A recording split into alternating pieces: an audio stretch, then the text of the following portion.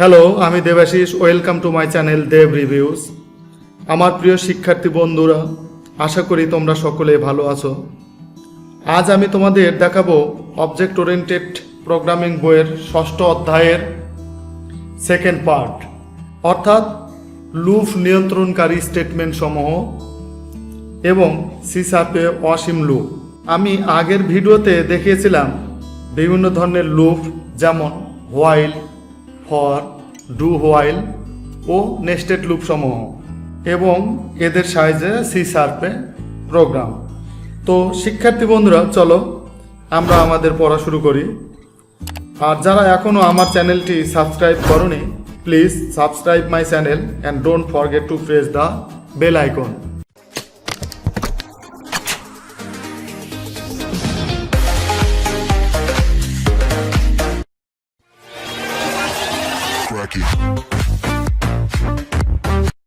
তো প্রথমেই আমরা দেখব আজকে লুপ কন্ট্রোল স্টেটমেন্ট কি। আমরা আগের ভিডিওতে দেখেছিলাম যে লুপ কি, লুপ স্টেটমেন্ট কি। তো লুপ স্টেটমেন্টকে কন্ট্রোল করার জন্য কিছু স্টেটমেন্ট ব্যবহৃত হয়, সেই সব স্টেটমেন্টকেই আসলে লুপ কন্ট্রোল স্টেটমেন্ট বলে। ধর একটা লুপ চলতেছে, সেই লুপটা চলার গতি আমরা থামাই দিতে পারি, আবার কোনো কোড এক্সিকিউট না করে পরবর্তী কোড এক্সিকিউট করাতে পারি। তো এই ধরনের কিছু কন্ট্রোলিং স্টেটমেন্ট আছে লুপকে কন্ট্রোল করার জন্য, আর এই ধরনের স্টেটমেন্টকেই আমরা সাধারণত লুপ কন্ট্রোল স্টেটমেন্ট বলি।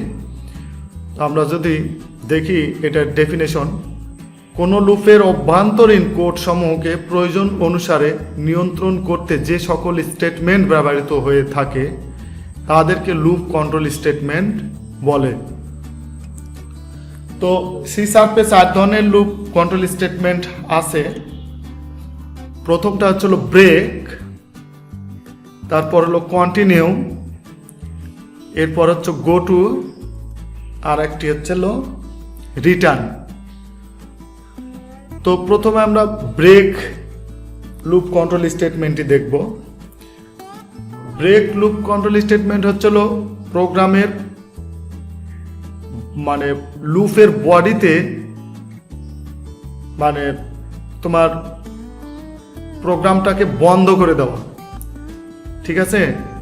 প্রোগ্রামের নিয়ন্ত্রণ বন্ধ করতে এ ধরনের স্টেটমেন্ট ব্যবহৃত হয়। ধরো যে আমি 1 থেকে 5 পর্যন্ত প্রিন্ট করতে চাচ্ছি, কিন্তু এটার গন্তব্য দেওয়া আছে 100 পর্যন্ত। তো আমার 100 পর্যন্ত আপাতত দরকার নাই, আমার এটা 10 পর্যন্ত হলেই চলবে। তো আমরা সেইখানে সেই লুপের বডিতে আমরা কিন্তু ব্রেক স্টেটমেন্ট ব্যবহার করতে পারি এবং 10 পর্যন্তই আমাদের কাঙ্ক্ষিত যে 10 পর্যন্ত আমরা প্রিন্ট করতে চাচ্ছিলাম, সেই 10 পর্যন্তই আমরা প্রিন্ট করাতে পারি। মানে লুপের কোনো জায়গাকে টার্মিনেট করা, অর্থাৎ জায়গাটা নিয়ন্ত্রণ বন্ধ করে দেওয়া। আর এই ধরনের স্টেটমেন্টই হচ্ছিল, এই ধরনের লুপ কন্ট্রোল স্টেটমেন্ট হচ্ছিল ব্রেক। এরপর আমরা দেখব কন্টিনিউ। ওটা যেমন কোনো লুপের বডি একটা অংশকে টার্মিনেট করতো, ঠিক তার উল্টাটা এটা কন্টিনিউ। ধরো আমার গন্তব্য 100, কিন্তু আমি চাচ্ছি 50 থেকে সেটা প্রিন্ট হোক। আমি 1 থেকে 50 পর্যন্ত এটা চাচ্ছি, 1 থেকে 49 পর্যন্ত চাচ্ছি না, 50 থেকে 100 পর্যন্ত প্রিন্ট হবে।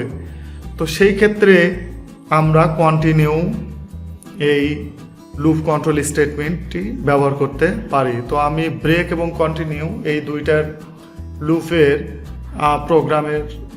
প্রোগ্রাম করে আমি তোমাদের দেখাবো কিভাবে এটি ব্যবহার করতে হয়। এরপর আমরা দেখব গো টু। গো টু সাধারণত প্রোগ্রামের ধরো একটা জায়গা থেকে, একটা লুপের একটা জায়গা থেকে আর একটা জায়গায় স্থানান্তর হওয়া, সেটাই হচ্ছিল গো টু স্টেটমেন্ট। রিটার্ন, এটি সি শার্প প্রোগ্রামে রিটার্ন আসলে জাম্প স্টেটমেন্ট হিসেবে ব্যবহৃত হয়ে থাকে।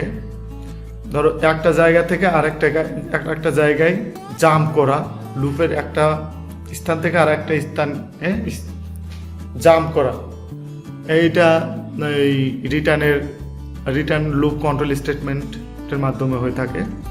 কোনো মেথডের কার্যক্রম স্থগিত করে এবং কুলিং মেথডের কাছে কন্ট্রোল রিটার্ন করে থাকে। তো শিক্ষার্থী বন্ধুরা, আমি এখন ব্রেক লুপ কন্ট্রোল স্টেটমেন্ট ব্যবহার করে একটি প্রোগ্রাম তোমাদেরকে দেখাবো। এটি খুব গুরুত্বপূর্ণ একটি প্রোগ্রাম, তোমরা ভালোভাবে দেখবা। প্রোগ্রামটি হলো, ধরো আমি সাধারণত এখানে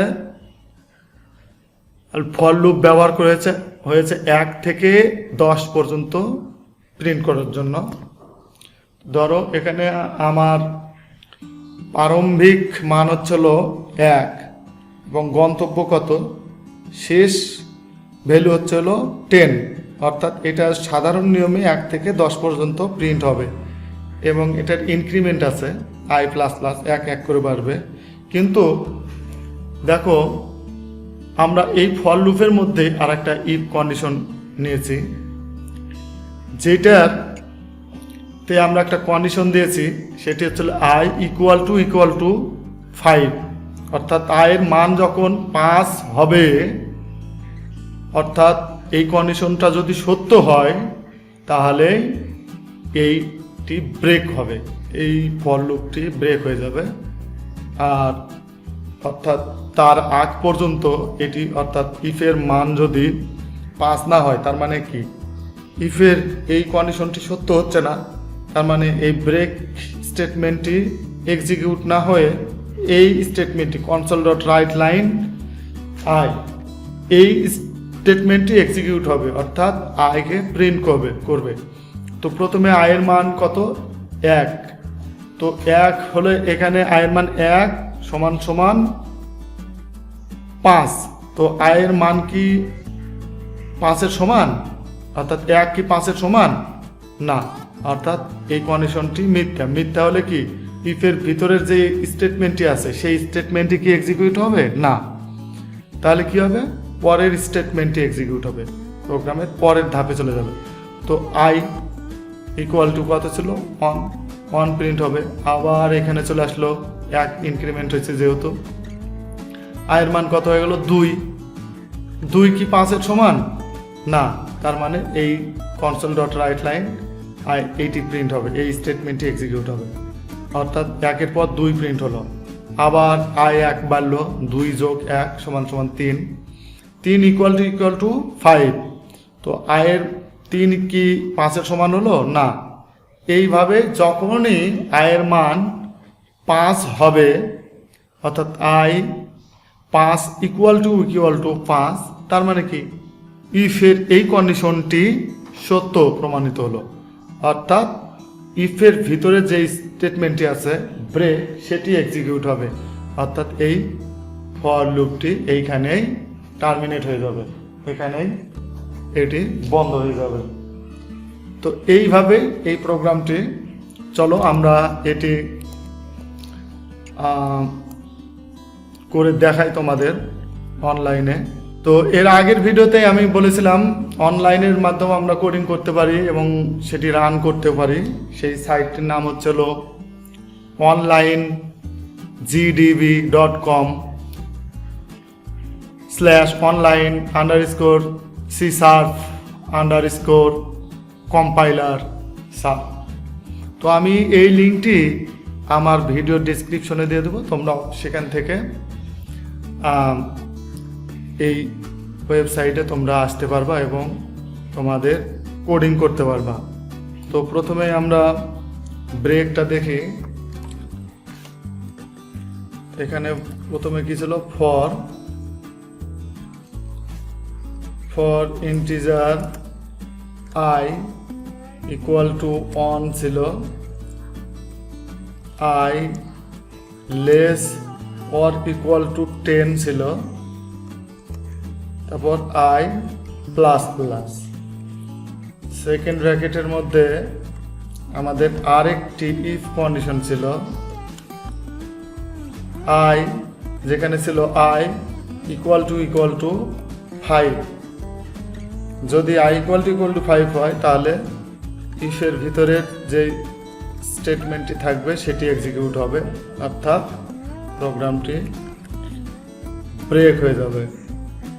আর যদি ইফের কন্ডিশনটি সত্য না হয় তাহলে কনসোল ডট রাইট লাইন এটি এক্সিকিউট হবে।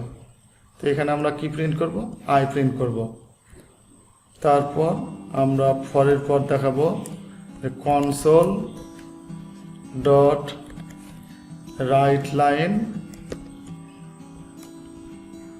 ডবল কোটেশনের মধ্যে press any key to exit, এটি তো ছিল। তারপর আমরা কি দেব? কনসোল ডট রিড কি, অর্থাৎ আমাদের আউটপুটটাকে স্ক্রিনে ধরে রাখার জন্য আমরা এই ফাংশনটি বা এই মেথডটি ব্যবহার করি। তো আমাদের প্রোগ্রামটি হয়ে গেল। এখন আমরা যদি রান করি,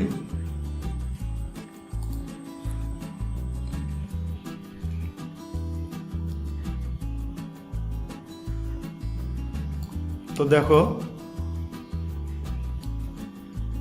যখনই আয়ের মান 5 হয়ে গেল, অর্থাৎ 5 ইকুয়াল টু 5, তো তখনই এই প্রোগ্রামটি ব্রেক হয়ে গেল, মানে আর প্রোগ্রামটি অর্থাৎ ফর লুপটি আর চললো না, এইখানেই ফর লুপটি টার্মিনেট হয়ে গেল। এই ব্রেকের মাধ্যমে আমরা এই ফর লুপকে নিয়ন্ত্রণ করলাম। তো 1 থেকে 4 পর্যন্ত ঠিকই প্রিন্ট হয়েছে। দেখো যখনই এই ইফের মান, এই ইফের কন্ডিশনটি মিথ্যে হয়েছিল তখনই এই স্টেটমেন্টটি এক্সিকিউট হয়েছিল, অর্থাৎ আয়ের মান 1 2 3 করে 4 পর্যন্ত। যখনই আয়ের মান 5 হয়ে গেল, অর্থাৎ 5 ইকুয়াল টু 5, তখনই ইফের ভিতরের যে স্টেটমেন্টটি ছিল সেটি এক্সিকিউট হলো এবং এটি ব্রেক হয়ে গেল, টার্মিনেট হয়ে গেল। তো এই ছিল আমাদের ব্রেক লুপ কন্ট্রোল স্টেটমেন্টের মাধ্যমে প্রোগ্রাম। চলো এখন আমরা কন্টিনিউ এর মাধ্যমে দেখব। তো কন্টিনিউ লুপ কন্ট্রোল স্টেটমেন্ট ব্যবহার করে একটি প্রোগ্রাম আমরা দেখি। এখন কন্টিনিউটা কি? ওটার উল্টাটা। যেমন তখন ছিল কি, আমরা যে 1 থেকে 4 পর্যন্ত আমাদের প্রিন্ট হয়েছিল, অর্থাৎ যখনই 5 হয়ে গেল তখন তো আর ওটা টার্মিনেট হয়ে গেল। কিন্তু এখানে আমরা বলে দিয়েছি যে না, 5-এর আয়ের মান 5-এর সমান অথবা 5-এর থেকে ছোট হলে এটি কন্টিনিউ হতে থাকবে, মানে এটি প্রিন্ট হবে না, আয়টা প্রিন্ট হবে না যতক্ষণ না 5-এর থেকে আয়ের মানটা বড় হচ্ছে, ততক্ষণ এটি কন্টিনিউ এই চলতেই থাকবে এই ফর লুপটা। যখনই কিনা আয়ের মান 5-এর থেকে বড় হবে তখনই ইফের এই কন্ডিশনটি তাহলে মিথ্যা হয়ে যাবে, অর্থাৎ তখন এই স্টেটমেন্টটি এক্সিকিউট হবে। ইফ এর এই কন্ডিশনটি মিথ্যা হলে তো এই console dot write line I এটি এক্সিকিউট হবে, তাই না? আর যখন ইফের এইটি সত্য হবে তখন তো এখানে কন্টিনিউ এই স্টেটমেন্টটি এক্সিকিউট হবে, অর্থাৎ এটা আবার পরের এখানে আসবে, আবার চলতেই থাকবে যতক্ষণ না সে আয়ের মানটা 5-এর থেকে বড় পাচ্ছে, ততক্ষণ এটা ঘুরতেই থাকবে, অর্থাৎ এই লুপটা চলতেই থাকবে। যখনই আয়ের মান 5-এর থেকে বড় হয়ে গেল তখনই এই কনসোল ডট রাইট লাইন এটি এক্সিকিউট হবে। এটা কতক্ষণ পর্যন্ত চলবে? আমরা গন্তব্যটা এখানে বলেই দিয়েছি যে এটি 10 পর্যন্ত চলবে, ঠিক আছে? তো চলো এটিও আমরা এখন প্রোগ্রাম করে দেখি। তো বন্ধুরা দেখো, এইখানে শুধু যদি আই এখানে লেস অর ইকুয়াল টু করে দিলাম, আর এইখানে আমি করে দিলাম কন্টিনিউ, অর্থাৎ প্রোগ্রামটি চলতেই থাকবে। এখন যদি আমরা এটিকে রান করি তাহলে দেখো এখানে দেখো আয়ের মান 6 থেকে প্রিন্ট হয়েছে, অর্থাৎ আয়ের মান 5-এর সমান হলে এটা কন্টিনিউ হতেই থাকবে, ঠিক আছে প্রোগ্রামটা। যখনই আয়ের মান 5-এর থেকে বড় হয়ে গেল, 5-এর থেকে বড় কত 6, তখনই এই ইফের এই কন্ডিশনটা মিথ্যা হয়ে গেল, তখন এই কনসোল ডট রাইট লাইন এই স্টেটমেন্টটি এক্সিকিউট হবে। তাহলে আয়ের মান কত হলো 6, তারপরে কত 7, কতক্ষণ পর্যন্ত চলবে 10 পর্যন্ত চলবে। এই দেখো 6 থেকে 10 পর্যন্ত এখানে প্রিন্ট হয়েছে। Press any key to exit. এখন আমরা করলাম, প্রোগ্রাম থেকে বের হয়ে গেলাম। তো এই ছিল কন্টিনিউয়ের মাধ্যমে একটি প্রোগ্রাম। তো কন্টিনিউ লুপ কন্ট্রোল স্টেটমেন্ট ব্যবহার করে আমরা একটি প্রোগ্রাম দেখলাম, প্রোগ্রামটি কিভাবে করতে হয় সেটির আউটপুটটাও আমরা দেখলাম। আউটপুট ছিল 6 থেকে 10 পর্যন্ত। এখন আমরা দেখব ফর ইচ লুপ। শিক্ষার্থী বন্ধুরা, ফর ইচ লুপটা আমরা পরবর্তী অধ্যায়ে এর বিস্তারিত ব্যবহার এবং বিস্তারিত বর্ণনাও দেখব। শুধু এই অধ্যায়ে আমরা এটির ডেফিনেশনটি দেখব। সি শার্পে ফর ইচ স্টেটমেন্ট ব্যবহার করা হয় মূলত অ্যারে ও কালেকশনের জন্য। অ্যারে এলিমেন্টের সংখ্যার উপর লুপ সংখ্যা নির্ভর করে, অর্থাৎ আমাদের যে পরবর্তী চ্যাপ্টার আছে অ্যারের উপর, সেই সপ্তম অধ্যায়ে আমরা ফর ইচ লুপটি ভালোভাবে বিস্তারিত বর্ণনা করব। সেখানে আমরা ফর ইচ লুপটি দেখব। শুধু এই অধ্যায়ে তোমরা এটির ডেফিনেশনটি দেখে নাও। এরপর আমরা দেখব ইনফিনিট লুপ ও infinite for loop, infinite for statement. ঠিক আছে, তো ইনফিনিট কি? ইনফিনিট মানে হচ্ছে অসীম, অর্থাৎ যখন কোনো লুপ গতিহীন মানে বাধাহীনভাবে চলতেই থাকবে, এটা থামার কোনো লক্ষণ নাই, এটা চলতেই আছে, সেটাই হলো অসীম, এটা চলতেই থাকবে। অর্থাৎ সেই লুপটার কোনো আমরা গন্তব্য আগে থেকে উল্লেখ করে দেইনি, সেই জন্য সেই লুপটি অবিরত চলতেই আছে। তো এই ধরনের লুপটাকে আমরা বলি ইনফিনিট লুপ বা অসীম লুপ। অসীম লুপ আসলে যখন আমরা কন্ডিশনে সেটার গন্তব্য ঠিক করে দেই না, সেটাই তখন সেই লুপটি চলতেই থাকে অবিরত, লুপটি শেষ হয় না, ওই লুপটি হচ্ছিল অসীম লুপ। আর ইনফিনিট ফর স্টেটমেন্ট কি? ইনফিনিট ফর স্টেটমেন্ট হলো যে যদি ফর লুপের কোনো শর্ত আমরা না দিয়ে থাকি, ফর লুপের মধ্যে যদি কোনো গন্তব্য আমরা না দিয়ে থাকি, অর্থাৎ i = 1 থেকে শুরু হলো, কিন্তু এটার গন্তব্য কত, i <= 10 নাকি i <= 100, আমরা সেটার কোনো কন্ডিশনই দিলাম না, i++ দিয়ে দিলাম, ইনক্রিমেন্ট অথবা ডিক্রিমেন্ট অংশটি দিলাম, কিন্তু কন্ডিশন অংশটি আমরা দিলাম না। তার মানে কি, ফর লুপের এই লুপটি চলতেই থাকবে, অর্থাৎ এটার আমরা কোনো শেষ সীমানা নির্ধারণ করে দেইনি, অর্থাৎ এটা কোনো গন্তব্য নাই, এই লুপটি চলতেই থাকবে। যখন তুমি ধরো ঢাকা থেকে বের হলা, যদি তুমি গন্তব্য তোমার থাকে চিটাগাং, তো চিটাগাং যাবা, তুমি এনিহাউ চিটাগাং গিয়ে পৌঁছাবা, তাই না? আর যদি তোমার গন্তব্যই না থাকে, ঢাকা থেকে বের হয়েছো, এখন কোন দিকে যাবা, কোন দিকে যাচ্ছই, তোমার কোনো গন্তব্য নাই, তাহলে কি হলো, তুমি অসীম ওই ফর লুপের মতোই যে চলতেই আসো, তোমার গন্তব্যের কোনো শেষ নাই। তো আমরা যদি এটার সিনট্যাক্স দেখি, তাহলে সিনট্যাক্সটি এরকম দেখতে পাবো যে দেখো এখানে ইনিশিয়ালাইজেশন আছে, কিন্তু এখানে কন্ডিশন নাই, ইনক্রিমেন্ট ও ডিক্রিমেন্ট অংশ আছে, অর্থাৎ ফরের 3টি অংশ থাকে, তাই না?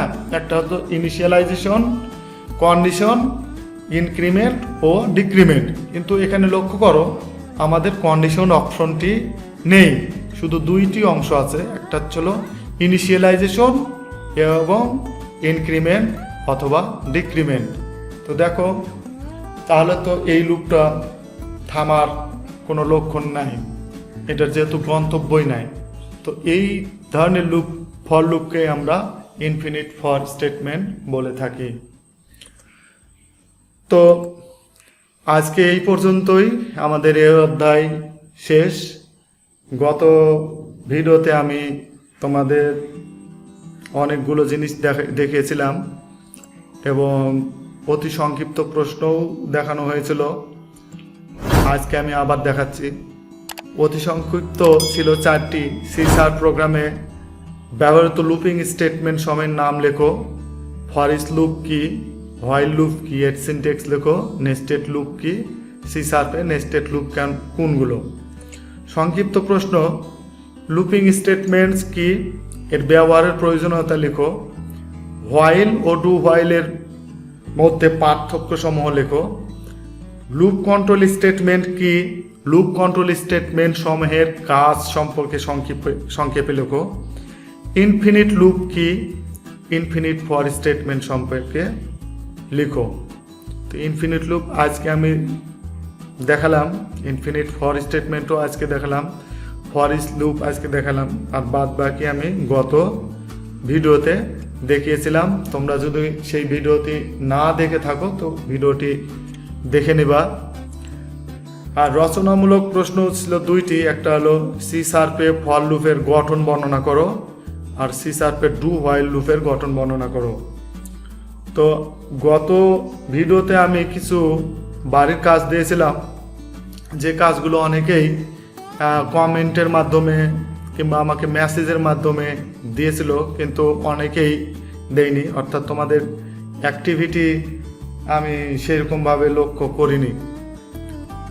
তো আমি চাচ্ছি যে এই যে 2টি প্রোগ্রাম আমি দেখালাম, একটি হচ্ছিল ব্রেক লুপ কন্ট্রোল স্টেটমেন্ট এবং আরেকটি হচ্ছিল কন্টিনিউ লুপ কন্ট্রোল স্টেটমেন্টের সাহায্যে একটি সি শার্পের প্রোগ্রাম। এই 2টি প্রোগ্রাম তোমরা অবশ্যই আমাকে তোমাদের খাতায় লিখে ছবি তুলে মেসেজে, ফেসবুকের মেসেজে তোমরা আমাকে অবশ্যই দিবা, ঠিক আছে?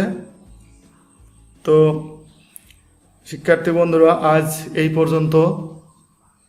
সবাই ভালো থাকবে এবং পড়াশোনা করতে হবে, কারণ কিছুদিন পরে হয়তো তোমাদের ফাইনাল পরীক্ষা শুরু হবে। আমি এর পরের ভিডিওটি 7ম অধ্যায়ের ফার্স্ট পার্ট নিয়ে তোমাদের দেখাবো। তো সেই পর্যন্তই, সবাই ভালো থেকো। ধন্যবাদ সকলকে।